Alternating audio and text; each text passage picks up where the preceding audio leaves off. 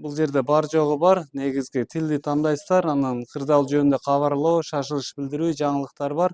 В случае чрезвычайной ситуации, помимо звонка на короткий номер 112, можно воспользоваться мобильным приложением 112 Кыргызстан. Оно полностью доступно и готово принимать сообщения граждан. Для этого достаточно скачать приложение на телефон и зарегистрироваться, указав свой контактный номер.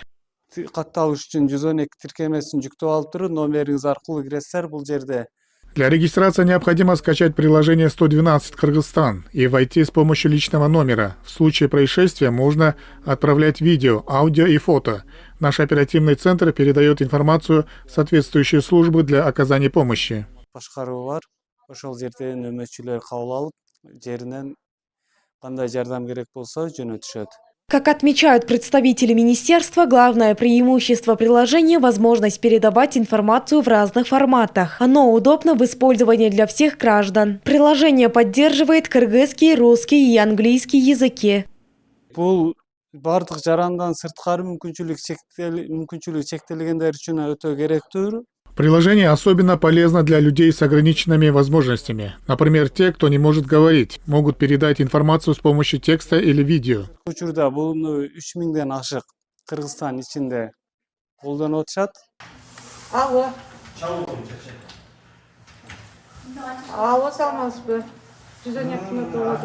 В настоящее время Центр управления кризисными ситуациями продолжает принимать звонки на короткий номер 112. Ежедневно поступает до 11 тысяч обращений. Большинство из них экстренные сообщения, которые оперативно передаются в милицию, скорую помощь и пожарные службы. Жарандардын чалууларына жараша биз ошол кызматтарды чакырып беребиз. Мы направляем сообщения в соответствующие службы в зависимости от характера вызова. Например, если произошло ДТП, мы одновременно можем вызвать и инспекторов дорожного движения, и скорую помощь.